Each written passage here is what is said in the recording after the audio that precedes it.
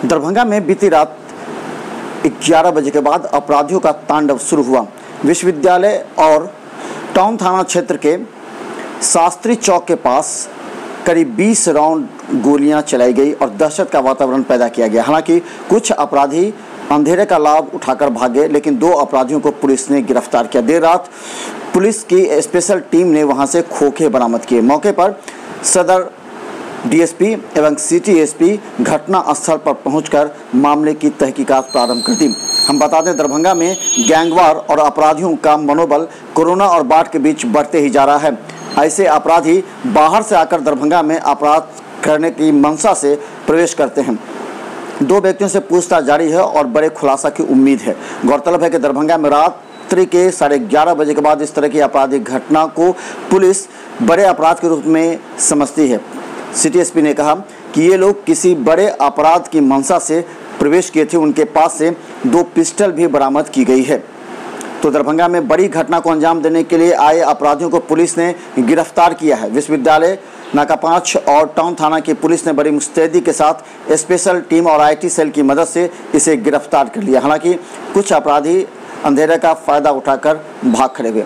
इस मौके पर सिटी एसपी ने कहा कि मामले का अनुसंधान जारी है और कल तक संभवतः इस मामले का खुलासा हो जाएगा। सिटी एसपी लगातार पूछताछ जारी किए हैं। क्या घटना घटी और क्या है?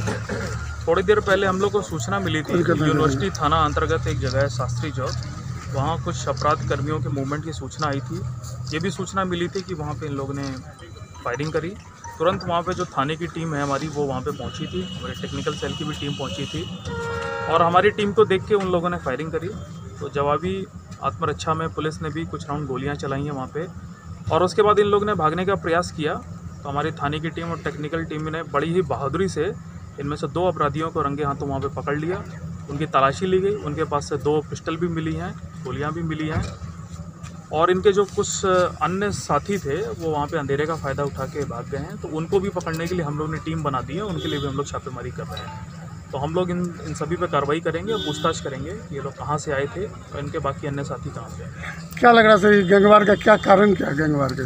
देखिए, ये तो अभी पूछताछ में क्लियर होगा, लेकिन अभी इन लोग की गिरफ्तारी हुई है, इनके पास से हथियार मिला है। तो निश्चित ही ये लोग कोई अपराध की घटना करने आए होंगे। लेकिन हम लोग को सूचना मिली और पुलिस ने बहुत ही बहादुरी से कार्रवाई करते हुए, हमारे यूनिवर्सिटी थाना ने, जीआरपी भी हम लोग के साथ था, हमने उनकी भी मदद ली है और टेक्निकल सेल की भी टीम थी। बड़ी ही अच्छी से बहादुरी से इन लोगों ने उनको पकड़ा है। इससे एक अपराध की घटना भी रुकी है और हम लोग पूछताछ में अन्य जानकारी एकत्रित करके आगे की कार्रवाई करेंगे। सर, ये मतलब कितने लोगों की संख्या में थी ये लोग और कितने राउंड फायरिंग हुई है लगभग? देखिए, ये कहना अभी मुश्किल है। ये तो हम लोग जाँच का विषय है, वो हम लोग पूरी जाँच करके आपको बाद में बताएंगे।